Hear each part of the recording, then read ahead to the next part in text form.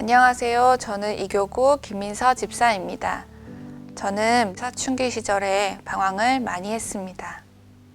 그러던 중에 한 친구와 친해지게 되었어요. 어느 날 그 친구가 나 교회 다니는데 같이 가볼래? 라고 했습니다. 교회에 가니까 너무 좋았습니다. 환영해주는 사람들이 있었고 방황하는 저를 응원해주고 진심을 다해 함께 울어주는 기도의 사람들이 있었습니다. 처음 예배 드릴 때부터 얼마나 눈물이 났는지 모릅니다. 제가 얼마나 사랑받고 있는지, 얼마나 귀한 인생인지 깨닫게 되었고, 세상을 바라보는 시선도, 제 자신을 바라보는 시선도 바뀌게 되었습니다. 불안한 내 인생이 전부가 아니라 충분히 사랑받고 있는 존귀한 인생임을 알게 되었습니다. 여전히 부족하고 연약해서 부끄러울 때가 많이 있지만 하나님은 그럴 때마다 저를 혼자 두지 않으시고 찾아와 주십니다. 예배 가운데 말씀을 통해서 찾아오시고 속회 가운데 성도의 교제를 통해서 찾아오시고 봉사하는 가운데 만나는 아이들의 진심을 통해서 찾아오십니다. 매일 저와 함께 해주시는 하나님께 감사드립니다.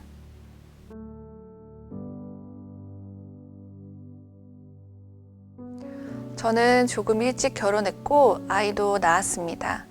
활동적인 성격을 가지고 있는데 하루 종일 집에서 아이와 씨름하다 보니까 우울감이 찾아왔습니다. 믿음에서 멀어지게 되었습니다. 아들 친구 중에 우리 교회 아기학교에 다니는 친구가 있었어요. 그 친구 엄마가 교회 아기학교에서 소풍 가는데 같이 갈래요? 라고 말했습니다. 그 소풍길에 같이 가게 되었고 자연스럽게 주일 유아부 예배에 출석하기 시작했습니다.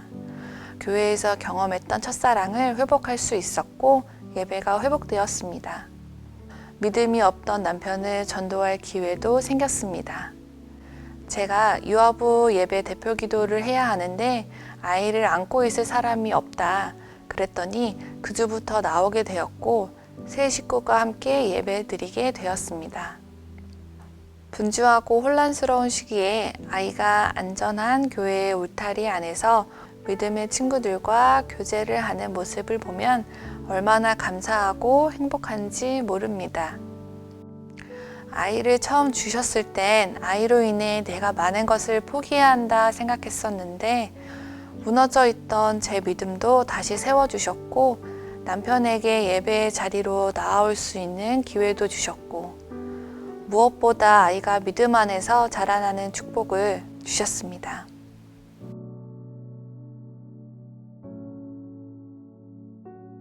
감사한 일이 이렇게 많은데도 제가 연약해서 흔들릴 때가 많습니다.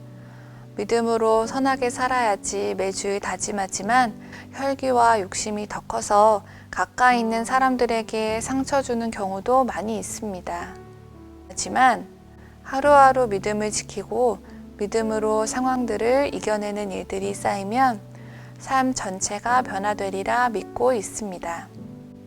믿음의 기념비를 세우고 누가 보아도 언제 보아도 하나님의 사람이며 하나님의 가정인 것을 드러내는 삶이 될 수 있도록 같이 기도해 주시면 감사하겠습니다.